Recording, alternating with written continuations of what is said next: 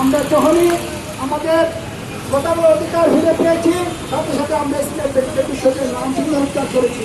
Sylhet medical বিশ্ববিদ্যালয় এখানে আমরা নাম পেয়েছি।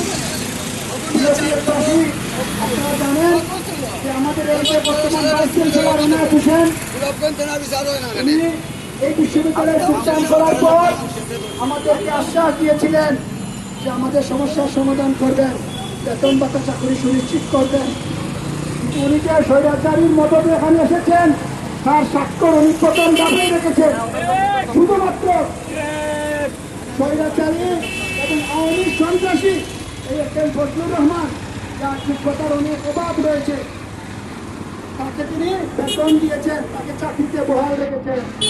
আর বাকি কাউকে তিনি বেতন দেন নাই, শুধু মিথ্যা আশ্বাস দিয়ে দিয়ে আমাদেরকে কাজ করিয়ে নিয়েছেন এবং বারবারই বলতেন যে তোমাদের সমস্যার সমাধান করবো, তোমরা কাজ করে যাও।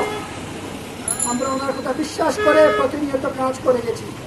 যখনই আমরা আমাদের অধিকার আদায় করতে চেয়েছি, আমাদেরকে বিভিন্ন রাজনৈতিক ট্যাগ দেওয়া হয়েছে, আমাদেরকে নির্বৃত্ত করা হয়েছে। একেএম ফজলুর রহমানের সেন্ট্রাল উইমেন্স কলেজের আয়না করে মানুষদেরকে ডেকে নিয়ে তাকে নির্যাতন করা হয়েছে। বারবার তাকে ফোন করে তার মা বাবাকে, স্ত্রীকে ফোন করে হুমকি দেওয়া হয়েছে যাতে সে ন্যায্য অধিকারের কথা বলতে না পারে। আমরা নির্যাতিত হতে হতে আজকে 20 মাস এই দুই ব্যক্তির, শুধুমাত্র দুই ব্যক্তি তাদের রাজনৈতিক এজেন্ডা বাস্তবায়ন।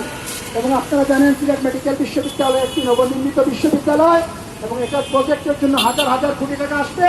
এই টাকাগুলোকে ওরা নিজেদের মধ্যে কুক্ষিগত করে খেতে এরা চাইছে বাকি সবাইকে বাদ দিয়ে দিতে। শুধুমাত্র তাদের অনুসারী, তাদের তুষরদেরকে তারা সাথে নিয়ে এই অন্যায় অভিযানগুলো করছে। আমরা যখনই ব্যক্তিগতভাবে কথা দিতে দিয়েছি, আমরা নির্যাতনের শিকার হয়েছি।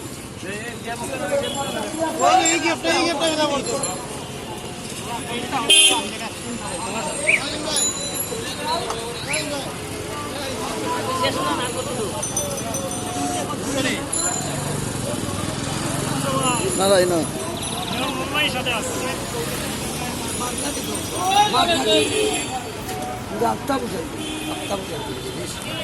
আপনারা যদি আরামে উপাইছে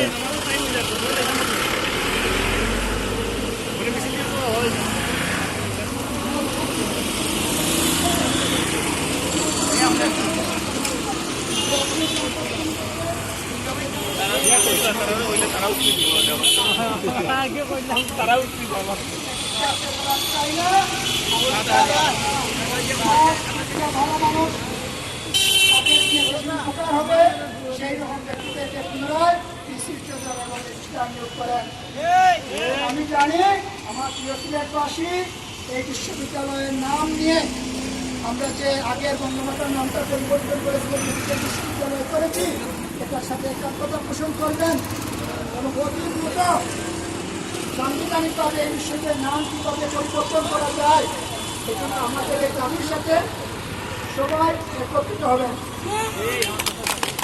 সবাইকে আন্তরিক